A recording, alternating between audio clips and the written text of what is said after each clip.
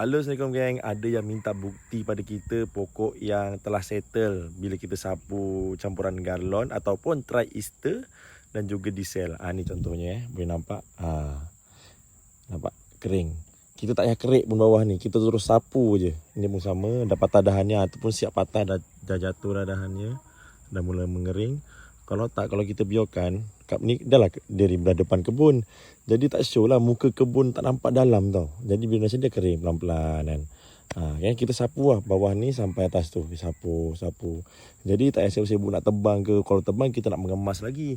Kita ni dah lah malas. Saya ni pun dah lah malas kan. Jadi banyaklah, dalam tu pun dah mula clear. Tu pun dah nak mula kering, atas itu dia agak makan masa sikit lah. Macam ni tak silap saya dah 3 bulan kot. Jadi macam ni. Tapi kurangnya okey lah. Kita tak payah nak kemas-kemas. Kan tebang, nak ngemas, nak pakai sensor. Kan agak tebal lah. Tengok. Jadi lambat sebab dia punya pemeluknya besar. Bawah tu pun sama. Sana pun sama. Alright, dah kering lah. Okey, itu saja. Harap bermanfaat.